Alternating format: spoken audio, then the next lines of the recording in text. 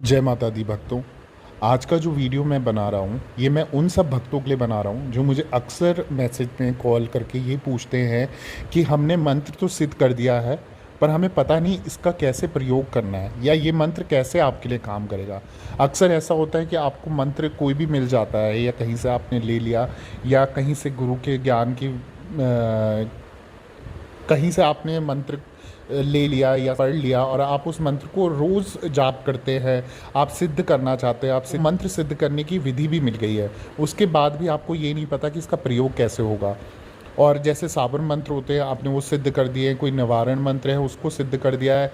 कोई भी मंत्र हो जिसको आपने सिद्ध कर दिया पर आपको उसका प्रयोग विधि नहीं पता, तो उसी के बारे में मैं जानकारी देना चाहता हूँ। क्योंकि ये सवाल मुझसे अक्सर पूछा जाता है कि हमें मंत्र को प्रयोग कैसे करना है, उसका यूज़ कैसे करना है, उसको कैसे हमें अपनी विधि में लाना है ताकि हम दूसरे का भला कर सकें, या कोई भी काम के लिए आप जिस मंत्र का जाप कर रहे हैं उस मंत्र को हम कैसे उस काम में ला सकते हैं। तो इस संदर्भ में मैं पूरी वीडियो बना रहा हूँ, तो आप ध्यान से सुनिएगा। एक बार समझ में आए तो दो बार ना समझ आए तो 3 बार, पर बार बार सुन के आपको समझ आ जाएगा। उसके बाद भी अगर समझ नहीं आते तब आप मुझे मैसेज कर सकते हैं, कमेंट कर सकते हैं, या इंस्टाग्राम में मुझे मैसेज या ऑडियो कॉल के माध्यम से भी सवाल पूछ सकते हैं। तो आगे जो जानकारी दे रहा हूँ आप ध्यान से सुनिए। अब जैसे आपने, मैं एग्जाम्पल के तौर पे, उदाहरण के तौर पे बता रहा हूँ, आपने कोई भी मंत्र सिद्ध कर रखा है, ठीक है। अब आपको ये तो पता है कि वो सिद्ध हो गया है, आपको जितने मतलब उसको जाप बताए थे आपने वो पूरी तरीके से कर लिया है। अब आपको प्रयोग में कैसे लाना है, इसे यूज़ में कैसे लाना है, वो आपको बताने जा रहा हूँ मैं। तो उसके लिए सपोज़ आपको जैसे धन की आपकी कमी है घर पे, या धन की इच्छा है, या आपको चाहिए कि मेरे को पैसा मिले, या मेरी पैसे की इच्छा है और पैसों की तंगी है, या पैसों की जो कमी है वो पूरी हो जाए। अब जैसे मैंने बताया कि आपको धन की इच्छा है, आप या फिर आपका कोई बिज़नेस के लिए आपने लोन लेना है, किसी से आप पैसा लेने जा रहे हो, किसी से उधार, किसी ने आपसे उधार लिया था आप उससे पैसा वापस लेना है, या फिर आपको किसी भी कार आपके कहीं से पैसे आने हैं पर वो आ नहीं रहे, तो आप ये सोचेंगे कि मतलब ये सोचना चाहते हैं कि इस मंत्र की सिद्धि से अब मैं इसको प्रयोग करूं और मेरे कार्य में कोई विघ्न ना आए, कोई अड़चन ना आए। तो अब आपको क्या करना है, इस मंत्र, जो मंत्र आपने सिद्ध करा है उसका प्रयोग करते हुए आपको क्या करना है कि आपको एक लोटा लेना है। अब आपने जैसे तांबे का या स्टील का लोटा ले लिया, कोई भी लोटा ले लो, आप उसमें जल भर दो, ठीक है। शुद्ध जल होना चाहिए, साफ जल होना चाहिए, उसमें 2 बूंदे या थोड़ा अपने श्रद्धा अनुसार गंगा जल मिला लिया, ठीक है। जैसे आपने अपने आगे वो लोटा रख दिया, जल का भरा पात्र रख दिया, उसमें 2 बूंद दिया, अपनी श्रद्धा अनुसार गंगा जल भी डाल दिया। अब आपको क्या करना है, जैसे आपने जो मंत्र सिद्ध करा है उस मंत्र का जाप करना है। अगर जैसे आपका साबर मंत्र है तो साबर मंत्र ऑलरेडी सिद्ध होते हैं, मतलब उनको पहले से ही सिद्ध किया जाता है, तो उनको सिद्ध करने की ज़रूरत भी नहीं पड़ती। तो अगर आपने कोई साबर मंत्र लिया है तो उसको आपको 11, कम से कम 11 बार, मतलब 11 बार पढ़ने से भी आपका कार्य हो जाएगा। और कोई और मंत्र है जैसे तांत्रिक मंत्र होते हैं या कोई भी और तरीके के मंत्र होते हैं, निवारण मंत्र होते हैं, तो इन मंत्रों को जो वैदिक मंत्र हम बोलते हैं जिन्हें, तो ये 108 बार आपको जाप करना है, ठीक है। बाकी मंत्रों को 108 बार, और साबर मंत्र है तो 11 बार आपको जाप करना है। अब जैसे आपने मंत्र का जाप कर लिया, जैसे साबर मंत्र जैसे मैंने बताया या वैदिक मंत्र आपको बताया, तो उतने बार आपने जाप कर लिया। अब उस लोटे में आपको फूंक मार देनी है। फूंक मारने के बाद क्या करना है, अब आपको वो जो जल है उसको किसी भी साफ़ बोतल में डाल दो जो आप ले जा सको, जैसे कांच की बोतल होगी, प्लास्टिक की बोतल होगी, जैसी भी बोतल हो साफ़ सुथरी, उसमें आप बोतल अपनी रख लीजिए और जहाँ आप जा रहे हैं उसमें अपने साथ जेब में रख लीजिए ऊपर की तरफ। तो इसमें अब आपको क्या करना है, थोड़ा सा जल जैसे बोतल में आपने डाल दिया, अब वो जल थोड़ा सा पी लेना है और बाकी जल आपको साथ में लेके चले जाना है। छोटी सी बोतल लेके आप चले जाओ, तो जहाँ भी आप पैसों के कार्य के लिए जा रहे हो तो वहाँ पर वो आपका कार्य बिल्कुल जो जिस भी काम के लिए आप जा रहे हो, पैसे से रिलेटेड काम के लिए आप जा रहे हो, तो बोतल का पानी लेके जाना है, तो आपका काम गारंटेड हो जाएगा। अब जैसे हमने मंत्र सिद्ध करा है, अब अक्सर ऐसा होता है कि जब आप इस चीज़ में होते हैं या इस लाइन में होते हैं या इस बात, इन चीज़ों की आपके अंदर जानकारी होती है, कई बार ऐसे लोग आपके पास आ जाते हैं, या चौकी दरबार में तो अक्सर ऐसा होता है कि आपके पास आ जाते हैं जिसमें किसी को कोई तंत्र विद्या कर दी है, कोई किसी पे कुछ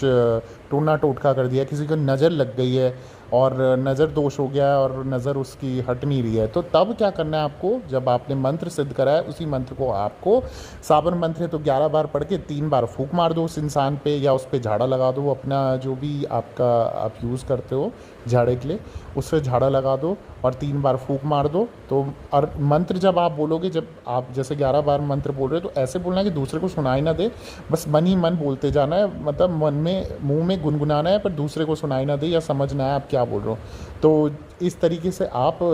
नज़र दोष हटा सकते हो, तंत्र विद्या काट सकते हो, या कोई टोना टोटका हो तो वो भी काट सकते हो। तो इसी तरीके से आपको मैंने बता दिया कि नज़र दोष कैसे हटेगा। अब किसी भभूत या भस्म को आपको अभिमंत्रित करना है, उसको सिद्ध मतलब उसको, जैसे कई बार ऐसा होता है दरबार में आके हम एक टीका या भस्म या धुनी या कोई भी भभूत किसी को देते हैं, तो उसको कैसे आपको अभिमंत्रित करना है। तो उसके लिए आप जैसे पुड़िया ले ली, कोई पात्र ले लिया, कोई कागज़ पे आपने रख दिया वो भस्म, और उसको 11 से 21 बार, चाहे कोई भी मंत्र आपने सिद्ध कराया, चाहे वो साबर मंत्र हो चाहे वैदिक मंत्र हो, आपको क्या करना है, आपने वो मंत्र को जाप करना है। जैसे मनी मन में मुंह पे बोलना है पर सुनाई ना दे एक दूसरे को, ऐसे जाप करते हुए 11 बार 21 बार, और फिर 3 बार फूंक मार देनी है। फिर वो भभूत भी आपकी अभिमंत्रित हो जाएगी और दूसरे के लिए काम करेगी। अब अक्सर कई बार हमारे पास ऐसे भगत आते हैं जो बोलते हैं हमारे शरीर में दर्द है, पीड़ा है, कभी सर भारी है, कभी हाथ पैर दर्द हो रहे हैं, कभी कमर दर्द हो रही है। तो इन तरीके के लिए आप जब कोई रोग दोषों की वजह से आता है तो जब आप उनके लिए झाड़ा लगाते हो तो झाड़ा कैसे लगाना है कि मंत्र जाप करा आपने, और मंत्र जाप के बाद 3 बार आपको उनके फूंक मार देनी है। तो ऐसा करने से उनका पीड़ा, उनका दुख दर्द ठीक हो जाता है।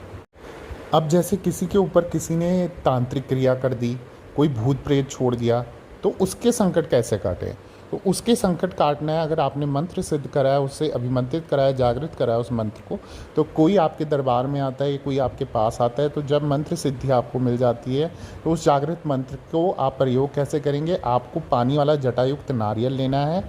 उस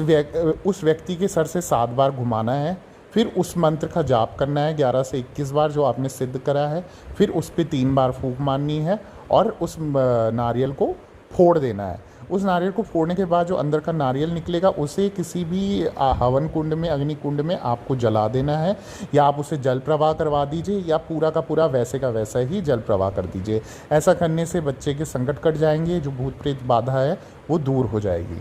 अब अक्सर आपके पास ऐसे माँ बाप आते हैं, ऐसे परिवार आता है या कोई भी आता है कि उनको परीक्षा में सफलता नहीं मिल रही है, पढ़ाई में सफलता नहीं मिल रही है, बच्चे याद करते हैं भूल जाते हैं, याद ही नहीं रहता, एग्ज़ाम अच्छे नहीं जाते। तो उनके लिए क्या करना है, आपको घी लेना है, देसी घी लेना है, उसमें आपने जो मंत्र सिद्ध करा, अपना जागृत करा है, उसको जाप करके 11 से 21 बार, या जैसे वैदिक मंत्र 108 बार पढ़ लो और साबर मंत्र 11 बार पढ़ के 3 बार फूंक मार दो। 3 बार फूंक मारने के बाद जब भी बच्चा या जो भी परीक्षा देने वाला इंसान है, पढ़ाई करने वाला इंसान है, उसको पढ़ाई से थोड़ी देर पहले घी के साथ थोड़ी सी मिश्री मिला के आप उसे खिला दो। तो ऐसा करने से उसके दिमाग सही चलने लग जाएगा, उसको याद रहने लग जाएगा, उसका पढ़ाई में मन लगेगा, और जो नौकरी के लिए तैयारी कर रहा है या किसी भी पढ़ाई से रिलेटेड कार्य कर रहा है तो वो सारी चीज़ें उसकी होने लग जाएंगी उस मंत्र सिद्धि के कारण, उस घी और मिश्री के कारण।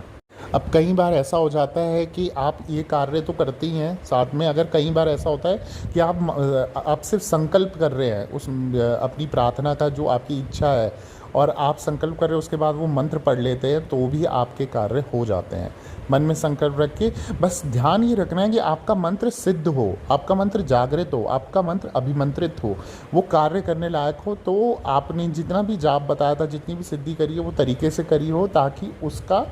जब भी आप प्रयोग करें तो जैसी भी चीज़ों के लिए करें, जैसे जैसे मैंने बताया, तो उन चीज़ों के लिए करें तो वो अक्सर अवश्य ही काम करेंगी, ये मेरी गारंटी है। तो आपको अपने मंत्र का प्रयोग कैसे करना है, ये सारा कुछ विधि मैंने इस वीडियो के माध्यम से आपको बता दिया है। तो इस तरीके से आप अपनी चीज़ों का प्रयोग करें। कोई भी आपके पास आता है या किसी के लिए आप कुछ करते हैं तो इस तरीके से आप कर सकते हैं। आपका मंत्र अगर सिद्ध है तो वो ज़रूर काम करेगा, आपके सारे काम बनाएगा। और बाकी आपका अगर कोई भी क्वेश्चन रह जाता है, कोई भी कमेंट आप मुझे करना चाहते हैं, आप मेरे यूट्यूब में कर सकते हैं। इंस्टाग्राम की आईडी मैंने डिस्क्रिप्शन बॉक्स में दी है, उसमें मेरे ऑडियो कॉल का ऑप्शन है, तो ऑडियो कॉल के माध्यम से आप मुझे बात कर सकते हैं, या फिर